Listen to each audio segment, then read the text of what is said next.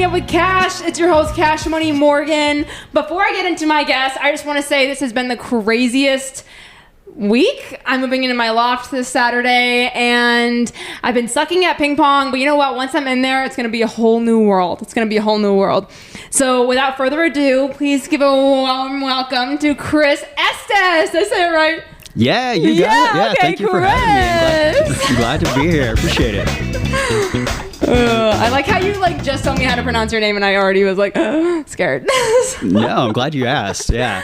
So Chris and I go way back.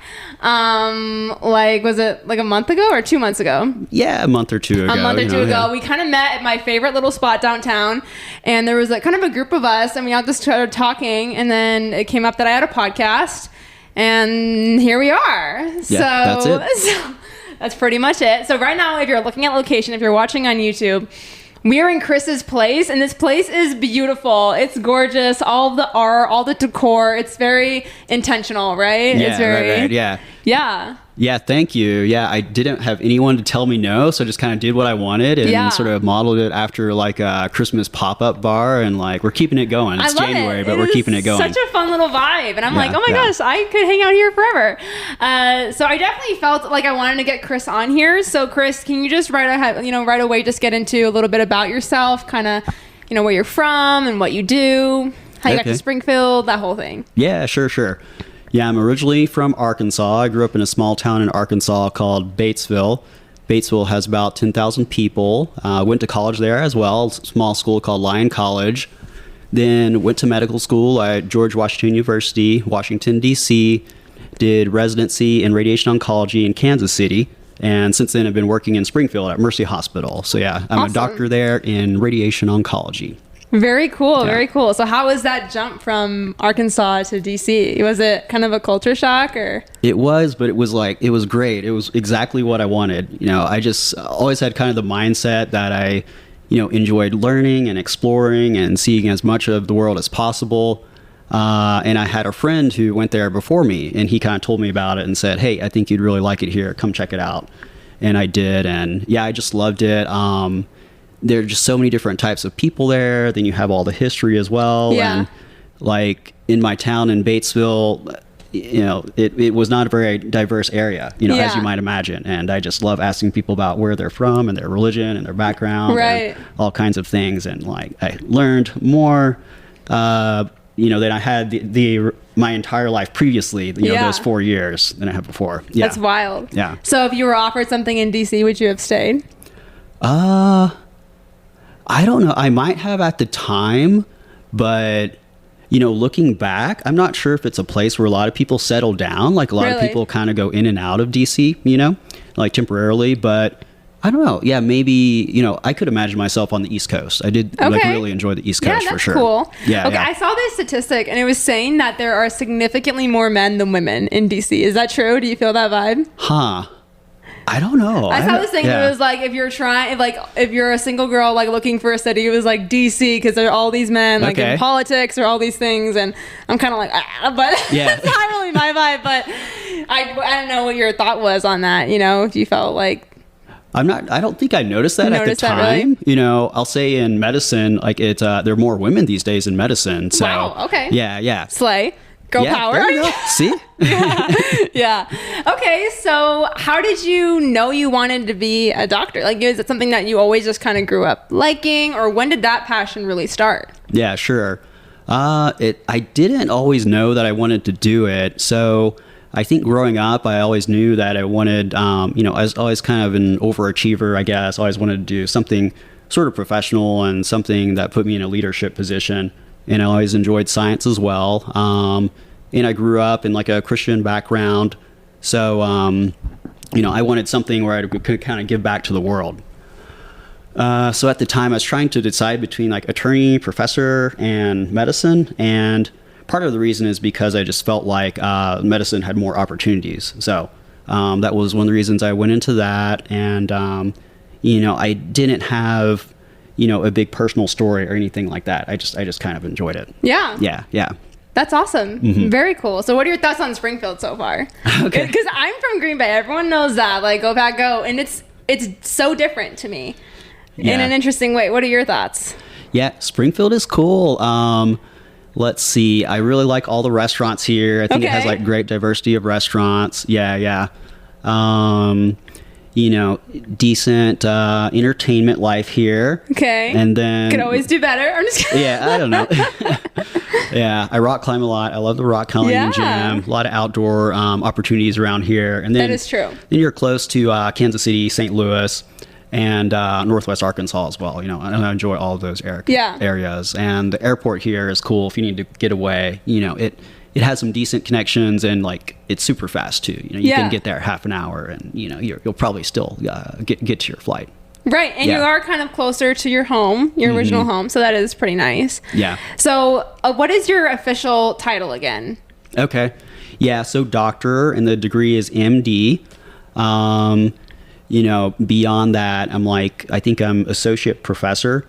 Okay. Which, that doesn't really mean anything to most people. And I'm faculty at MU as well, because we accept medical students. So Very cool. Faculty would be another title as well. Yeah. So how did you know you kind of wanted to go in the cancer direction? Yeah. So you know what? It's kind of a funny story. So most people don't know about the specialty radiation oncology. Most people aren't introduced to it as a medical student because it's kind of like sort of niche. So I didn't know what I wanted to do, and I was just looking down the list of all the specialties in medicine, and I came across radiation oncology, and it was just like a single paragraph or something like that, and I was like, okay, I think I could like this. Yeah? This is cool. Yeah. He's like, this one's going to be easy. I'm just kidding. No, I'm just kidding. I literally could never. So I got this. Yeah. Yeah. I was like, big, like, giant machines, like blasting cancer, and use of physics and biology. It's like, okay, I could get into this. So I spent some time with a radiation oncologist, just like 2 weeks. I think it was over fall break or spring break or something like that. And I just really enjoyed it. Again, I didn't really have a personal story. I didn't know anyone with cancer or anything like that. I just really liked it. I like that, the field is like always growing. There's always new research coming out for cancer, always improving. And then, you're always challenging yourself kind of in a good way. Learning how to work with people and things like that. Right. Yeah. Was there ever a moment maybe when you were kind of, choosing that, or in the beginning, that you ever felt like, oh shoot, did I choose the right thing? Like, did that ever go through your mind at all? Or once you saw that paragraph, you're like, this is it. This is for me. There were some other options at the time that I was kind of thinking of, but then, once I got to radiation oncology, I was pretty set that was for me. So no, I can't say I second guessed it too much. He's like, I'm a man and I know exactly what I want. Like, there you go. There you go. Yeah. So what does a day-to-day kind of look like for you? Okay. Walk us through it. All right.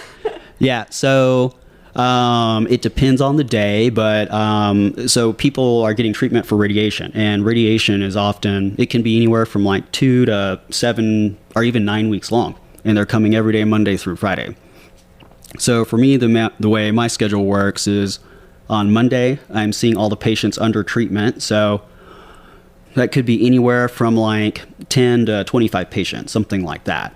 I see them and see if they're having any side effects, help manage their side effects, checking their vital signs, things like that. And each one of those visits is maybe 5 to 15 minutes, so pretty rapid fire. And then on, Tuesdays and Fridays, I'm seeing new patients, so maybe about 4 to 5 new patients. And then Wednesdays is follow-ups and other new patients as well. And then kind of in between that is the radiation mapping. So to design the radiation plan, it's like kind of cool. There's like an iPad kind of thing. So I'm looking at the scan and drawing out the tumor and also all the organs to be protected, and then sort of shaping the radiation around it. The computer shows me the map of the radiation, all the numbers, everywhere it's going. So that's kind of like the behind the scenes work, Very that goes cool. into it. Yeah. And the physics part is kind of all like built in, and we have like sort of a team of physicists that does that part. Very nice. Very cool. So are you, this is probably a dumb question, but you're the guy from like start to beginning. You're giving the good news and the bad news. Is that your role? Gotcha. Sometimes, yeah. Yeah. I definitely play a part in that. So another fun thing about oncology is that it's a huge team effort. So Yeah, sometimes I am. Most of the time, though, it's the oncologist. So I do the radiation part. Okay. Oncology does the chemotherapy part. And a lot of times they're the ones that kind of work up the diagnosis and the stage, and then they kind of come to me. But on some occasions, yeah, it's my department that does it, and we also follow the patient as well. So, we tell the patient their status, inform the patients of their status, and, we might have to tell them if there's a recurrence or something like that. Yeah. And their options in that case. Yeah. But yeah, it's a huge team effort to do all that. Well, that's really cool. So are you interacting with, a patient starts radiation and they're there for, they're doing that for weeks. Like, are you kind of checking in, like you're with that patient pretty much for all those weeks too, and have that relationship with them? And Yeah, exactly. Yeah, I see them once a week to check on the side effects, but, they can ask me if they need anything at any time because they're there every day. But yeah, it's pretty much me all the way through. Some people ask, is it me who actually does the radiation? And so the machine, it's a robot, like basically these days. So, wow. I'm programming it through that mapping process. And there's a person called the radiation therapist who actually kind of like turns the robot on. Then, I monitor what they do to make sure they're doing everything properly. But yeah, it's a robot. It would be super cool if I could control it like a laser beam. I would love to do that, but the robot is definitely much better than me. Give it 10 years, check back in with you. Yeah, I might. You might not. I might have one in my apartment here. Yeah, and just pull it out. So this is Robbie, the radiation robot. Yeah. So that's very cool. So obviously your job is, that's huge. Being able to work with people and all that in general is just a lot. And I just look at myself and obviously different jobs matter, but as someone who does marketing, I'm not having to super duper mentally prepare for my job the way that you probably are with your job. So how does that kind of look for you? You're going into work, you're dealing with patients, there's people who feel like their life is ending or all these things. How do you prepare to go into work that day? And You know what? I think the jobs are somewhat similar in a way, to be honest. You think? Yeah. With yeah, marketing? I do. Yeah, because we're both there to explain something. Yeah, I'm there to explain, you're explaining a different thing, but I don't know, totally about your job, but imagine some marketers, some people would know nothing about, what you're marketing. It's the same thing for cancer. People come in and they're in class. Yeah. Yeah. And you have a lot to talk about just in 1 hour, Wow. Yeah. So part of it is just explaining the diagnosis and the treatment, what the treatment does for you. And then, I need to know all the numbers as well, because people will ask me, what's the chance of cure? What's the chance that it won't show up on the picture? What's the chance that it won't spread? What's my chance of survival? That kind of thing. So, before going in the room, I want to make sure I know all those numbers if the patient wants to know those numbers. Yeah. As for the emotional aspect, I don't know. I don't, honestly, it doesn't affect me that much. I don't know if it's just me and my nature or what, but or maybe I think I just have a way of focusing myself. Yeah. And, for me, I'm just there to, be for the patient and, be as helpful as possible, give them as much information as possible so we can go where we need to go. That's awesome. This is probably a personal question, but we're on my podcast, so they're all personal questions. Yeah, no, you're good. Let's go. Do you feel like you're a pretty emotional guy, in general, or do you feel like you're kind of more chill about how you get what I'm saying? Yeah. Probably not too emotional in general. I don't know if that's just me or being a man. So if you're not watching Hachi, the dog movie, and the dog, you're not ooh, that's me, Okay. No, I get a little emotional during movies, I'll say that. Okay. Yeah. You know what? I started doing meditation in the past year too. And that, I don't know, it kind of opened up a different side of the brain too. And now just sometimes when I experience something, it's just a little bit different. So yeah. I'd encourage anyone to do meditation. It's really great. Chill and relax. And so in the morning when you're getting ready for work, I don't know about you, but I hype myself up. This is so, I have ADHD and everyone knows this, but in the morning, this is so weird, but I have to listen to the fastest Kesha song or something to kind of get everything moving in my brain to be hyped up for work, and so do you do anything kind of like that to get you ready for kind of a big day? There's a lot going, you can't screw things up and all that stuff. I don't know. Yeah. I guess I don't, but I like this idea, that's pretty sick. Maybe need to get like a banger song just in the morning. I'll send you my playlist. Yeah. But yeah, on the way to work, I often listen to music, and I don't know, it's different things. Sometimes it's a slow song, or sometimes it's like, sometimes it does get me a little hyped up, like some kind of EDM music or something like that. But yeah. Okay. I'll think about this ritual, Yeah. So do you feel that, having this day, because I have a lot of friends who also work in mental health, and in their cases, they're working with, social work stuff and, hearing these super sad stories and all these things. And then 5 o'clock hits and I'm like, hey, let's go hang out. Let's have fun. And they're like, okay, I can't even get there because you don't have no idea what just happened today. Do you ever feel that way? Or when you're done with your shift, are you really good at kind of not disassociating, but kind of having that boundary between this is work and now this is my life, and I'm not going to bring the today's emotion into that? What are your thoughts on that? Yeah. So honestly, for me, it doesn't affect me much. I don't know if that means I'm crazy or what. Maybe I'm just too insane that I think it's normal. Like, I don't know, but it doesn't affect me too much. Maybe part of it is, I just have a way of focusing my mind, because I know that would be difficult, so I don't let it happen. I don't know. I don't know if that's to be a doctor. Yeah, maybe. You were born to be a doctor. Or maybe it's a bottle like building up. Or just a pressure build. No, he's like, in 10 years, I'm just gonna crack. Like, no, yeah. But also, like, I don't know.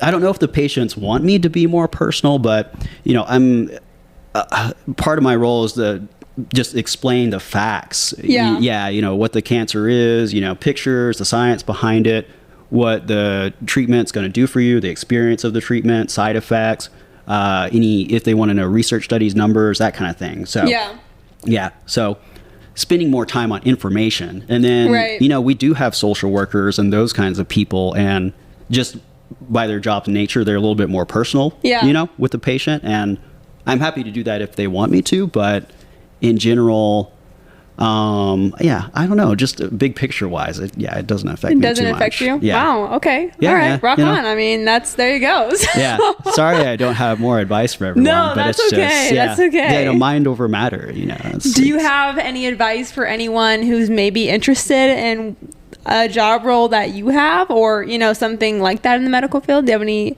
kind of overall advice or anything you wish you knew then? Okay. Yeah, so it's just kind of, as you might imagine, just study hard, just work hard, get, just study as much as you can, get the best grades you can, and they're kind of looking for a big picture kind of person. So, make sure that you get into different leadership opportunities, that you do charity work, that kind of thing. Doing some kind of research is great. People love to see that. And then just study for those standardized tests. So doing practice standardized tests is super important. And they're great because they show you where you're at. You do the practice standardized test and it shows you your score. So you can see if you need to improve or not. Very cool. Yeah, and network a little bit, shadow at a hospital, that kind of thing. And, see if you enjoy it. And then that way you can potentially get a letter of recommendation from that person as well. Absolutely. That's great advice. This is a Gen Z question, but say someone... because I'm honestly just interested in this. I'm interested in everything you're saying. But I want to know this question. It's not about Tide Pods, is it? That's so Gen Z. No, I'm not going to do Tide Pods. Okay. Oh, no. I do rock with Tide, though. Not sponsored, but it should be. Anyways, so say someone was interested in the medical field and say they're like really big on TikTok because, that's so huge. So say they have a massive following, like 1 million people or something, and they wanted to be, whether it be a nurse or a doctor at Mercy or something. Do you feel like having a massive social media following would hurt someone's chances in getting a certain role at kind of more of a professional setting? What are your thoughts on that? Is this like an asking for a friend kind of thing? No, it's not. It's not. But I've heard certain things where just in articles or whatever, where some people say they do different things or have sponsorships and they're very active online. A lot of companies don't necessarily like that. So I was just kind of wondering, especially just in the medical realm, what that kind of looks like, Yeah, good question. Thanks. Yeah. Yeah, I'm trying to think what I would think. So I think mainly it would depend on the content that the person is putting up there. Because, like job interviews, everyone's going to creep on your Facebook, your Instagram, your Twitter, your LinkedIn. So I'm thinking, if you're applying for something big, and they're like, oh, she's, would that help you or hurt you? I think it could potentially help you for sure. But it depends on the content. But people... when you're applying for these kind of things, people do like to see that you're like a broad type of person, that you kind of excel in every point in life. So, yeah. So I think that could apply to that. And people also, believe it or not, like on your CV, the hobbies or extracurricular section kind of matters too. Yeah. Like some people are looking through hundreds of these applications and they're thinking about who they're going to be working with. And they don't want to work with a boring person. So wow, there you go. If you have a few cool things down there, they'll be like, oh, this person is like sort of unique and interesting, like let's hear what they have to say. So yeah, if you go about it the right way, I think it could be positive for sure. There we go. All right, listeners, you know what to do. Get active on the socials. There it is. Yeah. So what is the hardest part of your job, would you say? What's the hardest part? And what's the most rewarding part? Okay. The hardest part. I guess for you, for you? Yeah. I think the hardest part is just, everyone's different, and that's kind of a good way. Like, I like challenging myself, but everyone's different. And first, one of the most important thing is to see what the goals of the person is, what they wanted to get out of this. So, approaching it from that way, and also learning to work with all different types of people. And, some people who come, it's, some people are easy to talk to, and some people it's a little bit more difficult, and you kind of have to build a rapport and that kind of thing. And, we want to be able to help anyone and work with anyone. And, you never know.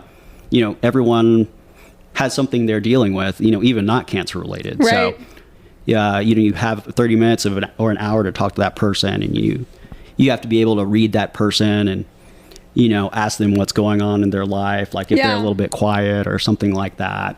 Or, some are a little bit closed off, and sometimes you want to explore that a little bit, and you might hear like, oh, my family member had cancer and they just had a really bad experience, so that's why I'm just not in a good mood today. Things like that. Yeah. So there's that kind of puzzle of it that it's not just math and facts, Right. You need to work through it in a personal way. So emotion. I'm just kidding. It's not emotion. Yeah. No, I thought other you were gonna say people's that. emotions. Right. Yeah. I'm just kidding. Just kidding. He read me right. I'm just kidding. Okay, so that's a challenging part, which it is. I mean, in any job setting, having to balance people's reactions is difficult. Yeah. So what is one of the most rewarding parts for you of what you do every day? I really love the whole thing. I just like getting things done. I like the science behind it. I love all the people I work with. I think that Mercy is an excellent facility to work for. Yeah, and I think it's always exciting to see new information coming out as well, like new cancer therapies. Yeah, just stuff keeps getting better and better. I'm trying to pick one thing, but I don't know. I guess I just like it all. Just all of it? Yeah, there you go. Wow, that's awesome. No, that's great. So is the hospital kind of like Grey's Anatomy? Is that, you know what I'm saying? The TV show? Is it are doctors kind of, dating or messing around with nurses, or, is there some truth to that, or? Well, that he's like, well, I'm not going to tell you, but, I'm blinking 3 times. Yes. So let me say that Mercy's a Christian hospital. Okay. So yeah. Look, I went to Evangel, ring by spring. People don't mess around. You know? It's a house of Jesus, a hospital. But no, in medical school, sure, people got a little crazy. You know? So their closets around. And, Okay, well, you had it there, folks. Facts. There we go. So would you also say, I mean, I don't know if Mercy is this, but because at least in Grey's Anatomy, there's a lot of innovation happening. Different doctors were doing their own personal research, and a lot of, trying to do a lot of things like that. Is that also common? Because, I mean, we've talked before about the cool thing that we'll talk about later. Yeah. But would you say, other colleagues and stuff are ever doing things on their own and trying to get into deeper research to, win awards or help kind of, I don't know how to word that correctly. Yeah. Are you following? Yeah.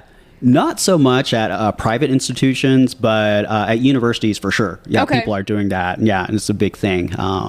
Very important part. At Mercy, we do run clinical trials. We're not exactly designing them, but we do have clinical trials available to patients who want to try out like possibly the newest and greatest thing. Yeah. Yeah. Very cool. Very cool. So while we met at my favorite spot, you did mention to me something that you have kind of worked on. I don't know. If I have to edit this part out, that's okay. No, you're good. Your app. Is that released already? Oh yeah, it's been out for a while now. Did you for have a no few idea years. what I was gonna say? So you have something kind of interesting that you've been working on. He was showing me, and I was like, "This is insane! Like, this is so cool." Can you kind of talk about it? Sure. Yeah, so it's an app for radiation oncology, and it's more for physicians and like people in training.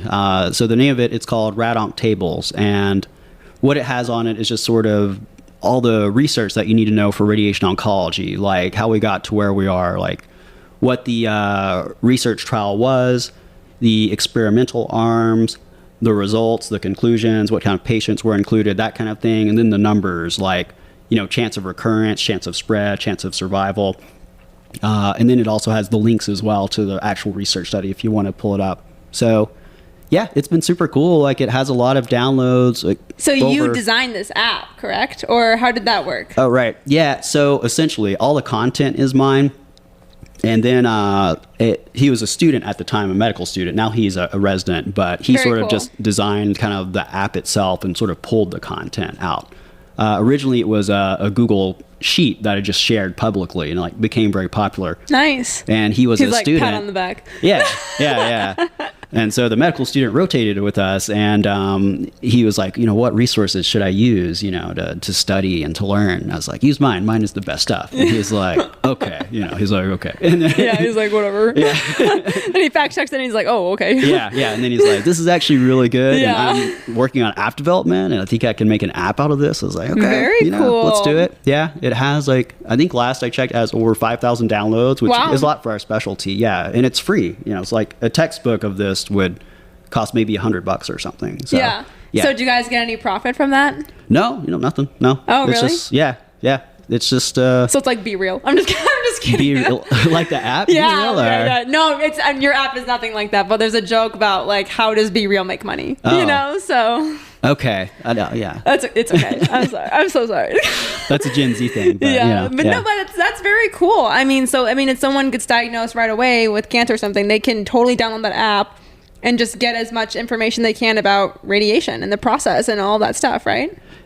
It's more for professionals. Okay. Like they definitely could, but there's sort of some technical language and abbreviations and that kind of thing. So Okay. it takes some effort to kind of go through that. But for the motivated patient, for sure, yeah, they could download it, and I could show them like the relevant pages for themselves, and like they could look it up and just know how we got to where we are and why that sort of treatment was recommended for them, and all like the numbers and statistics behind it. That's super cool. Yeah. So that situation was kind of like right person, right time kind of thing. The app, or is it something that you were kind of thinking about ever, or? I think it's sort of a combination of things. I guess it is sort of right person, right time, because it's just kind of the merging of the technologies, like moving things to online and sort of things that are shareable. Just moving past paper textbooks into electronics. But it's not, not all the other specialties have done it either, I don't think. Like, there's a similar app for internal medicine that kind of covers also some of the subdivisions of internal medicine. But even then, like, not every specialty is doing it. And, there are different reasons why, someone has to do it. Some people don't want to work for free. For me, it's, I like sort of giving this to everyone to use. And also it just helps me learn as well. I make sure that I'm on top of my game, so I can always keep it constantly updated for people. And then that way, I always know the newest, information as well. And it's cool. Yeah. And it's cool. Pretty cool, It's cool. Yeah. Yeah. pat on the back. Right. Yeah. Is there anything else like innovation wise, or, so you created, like, basically helped create this really cool app. Is there anything else that you kind of have like a little dream about that maybe, is in the works for the future that you'd want to share? So, yeah, I do sort of do a little bit of research here and there on the side as well. Because of my app, people just kind of know who I am. So sometimes they invite me into research projects. So right now I'm working on kind of it's like just like a national sort of research project on, we call it dose constraints for radiation. So like the limit you want to give to the heart or the lung or the esophagus or something like that. And we're kind of listing all sort of the established metrics from different studies and then giving them to the experts and asking them what they use. So it's kind of going to be like a crowdsourced project, of what the experts do. That's super cool. Yeah, so we're doing that for each body site, like, lung, abdomen, brain, head and neck, that kind of thing. Yeah. And then the plan is also to sort of integrate that into planning systems as well. So it's already built into your planning system. Yeah.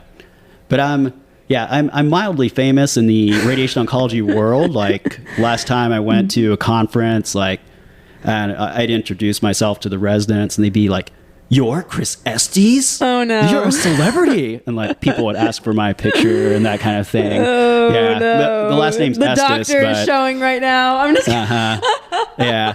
Everyone thinks it's pronounced Estes, which is, I don't go out of my way to correct people, but they're like, "You're the Estes tables?" I was like this close to the ick. I'm just kidding.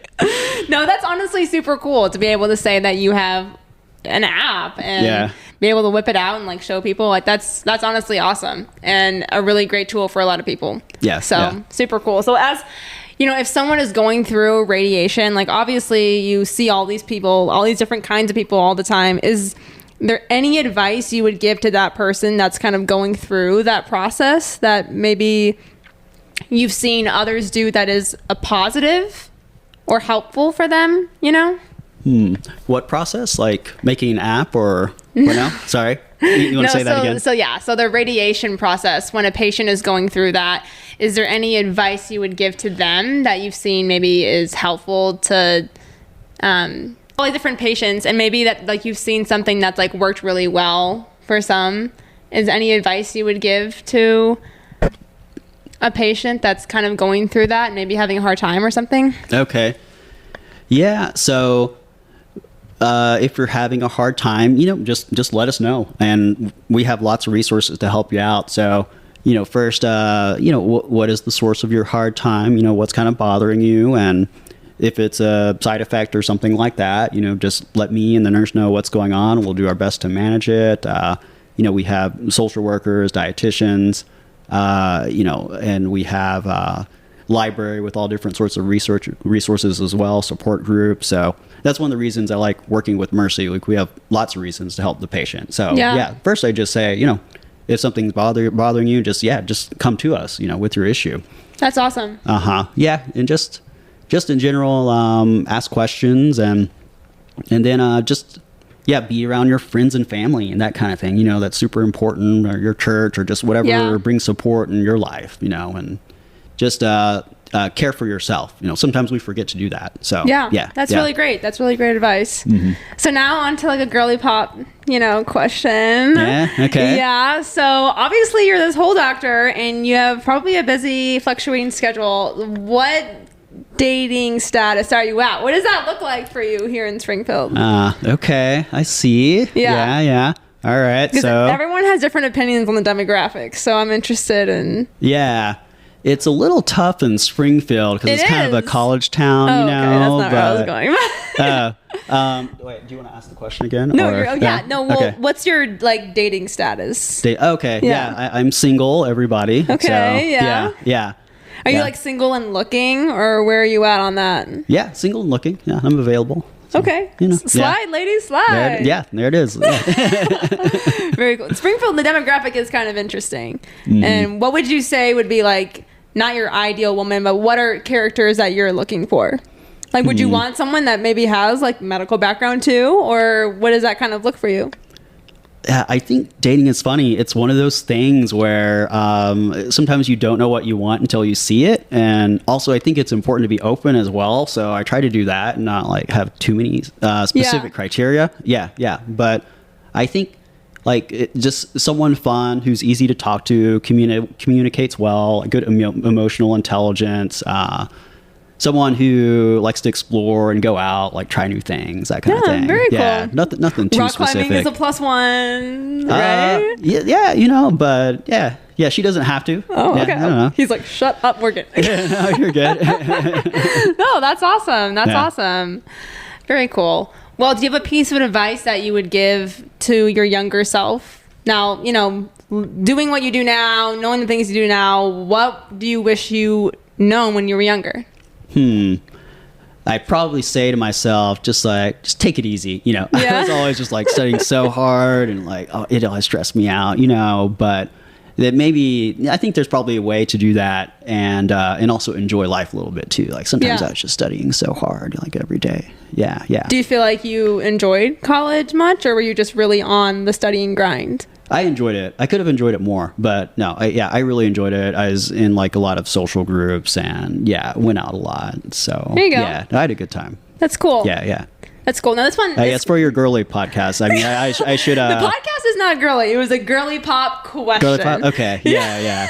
Like maybe, what is that? Yeah, like maybe date more or something. I didn't do much of that when I was younger. Yeah. I mean, I also I went to Evangelos. A lot of people met each other there, but also people are so immature too, a little bit. When you're in college and you don't. Yeah. I think sometimes when you're in a serious relationship, when you're in college, it makes you turn off from a lot of opportunities and friends and moments and experiences. But that's just me. So that's just my opinion. Yeah, for sure. But yeah, so just you're living life, you're doing things, awesome things. Is there anything that you struggle with sometimes? I don't know. I'm going to edit a lot in this podcast because I don't know. We didn't talk about half of these questions, but sometimes we touch on what the individual kind of goes through. Are there any challenges you ever kind of face on the personal level at all that you'd want to discuss, or not really? Not too much. Part of it's just what we talked about. I wouldn't say a struggle, but just being single in Missouri, I wouldn't call it a struggle, but it's just just something that I'm working on, and I'm just always working on just building a life and friendships and that kind of thing. I wouldn't say it's a struggle, but it's just one of my goals, I guess. Just things that I work on. Yeah. That's good. That's good. Large, honestly. Yeah. Very cool. Was there anything else that we need to know before we end the show? I don't know. Yeah, I just thank you so much for having me. I've really enjoyed the time here, and I'm glad I just ran into you randomly. Yeah, it happens a lot more than you think. But so I like to end all my podcasts the same way. And first of all, I want to thank you so much, Chris, for coming on the pod. First of all, you guys don't even know I was late, and I left my equipment at my friend's house, so I had to go get it, and it was a whole mess. So thank you for being awesome. You're good. But what you do really matters, and it's really an inspiration to people and how passionate you can be about science and research and really helping impact a lot of people.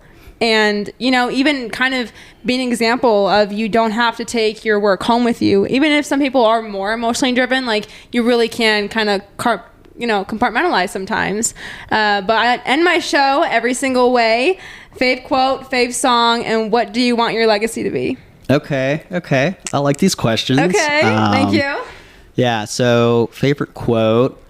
A quote I've been that's been kind of going through my mind recently that I really like is different paths lead to the same destination. So that's good. Yeah. So some of it, you can think about it in different ways. Sometimes it's coincidence or destiny or just, maybe it has nothing to do with coincidence. It's just, we're both here right now. Isn't it interesting that just both of our lives, led us to right here? Or, or one time, I was just going to dinner with some people, and then my other friend was like, what are you doing tonight? I was like, oh, I'm going to dinner. He's like, oh, I'm going to the same dinner. And it's just, that kind of thing. Yeah. And it's also just a good lesson. There are different ways for you to meet the same goal. Different people might have different ways of going about life or their work or that kind of thing. But you can still get the same thing done, meet Yeah. that same goal.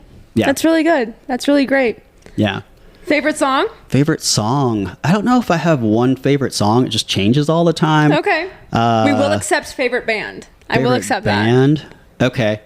I really like Lane 8. They're kind of like a slow electronic music Okay. sort of, thing. I saw them in Kansas City earlier this year, and it was super cool. It's one guy, and he sets up on the nice. stage. He sort of DJs. And they had a cool thing that they did. So when you wait in line, they put a sticker on the camera on your phone, and the sticker says, "This never happened." So they want you to put your Wow. phone in your pocket and not record, and to just, enjoy the moment. Wow, that's Yeah, really cool. Yeah. And the sticker, it doesn't leave a residue. Okay. It's Yeah. easily removable. So yeah, my friend did peel the sticker off to sneak a few videos. Wow. But that's all right. That's all Wow, right. that's crazy. One job. I'm just Yeah, I know, right? And so what do you want your legacy to be?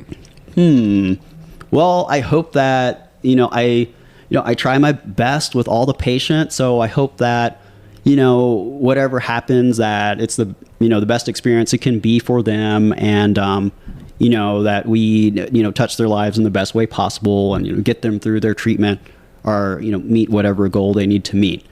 And otherwise, my app too, I hope that, that just helps spread, radiation oncology to as many like students and doctors as possible, and just gives everyone the best tools they need to give the best care, like everywhere or anywhere around the world. Yeah. So I hope that even after I stop doing it, that app continues and people, That's still awesome. continue to use it. Yeah, that's really yeah. great. That's awesome. And then last but not least, what is your goal for 2023? My goal for 2023. Doesn't have to be crazy. Just to keep rocking, Just keep it up. rocking. Just keep on rocking, Yeah. That's awesome. Yeah, I don't know. Just enjoy life, travel, continue to make friends. He's like, hop on 3 more podcasts. See, so. I'm already meeting my goal right now. Okay, slay. Yeah. That's awesome. Well, thank you again, Chris, for coming on. You've been amazing. Yeah, thank you so much. Of course. To my listeners, I hope your 2023 has started off awesome. I can't wait for the next solo pod too. It's going to be crazy. We have the podcast party coming up soon. Buy my merch because I'm going to have it at the podcast party and it'll probably sell out after that. So love you guys so much. Stay up to date on everything and you're the best. Bye.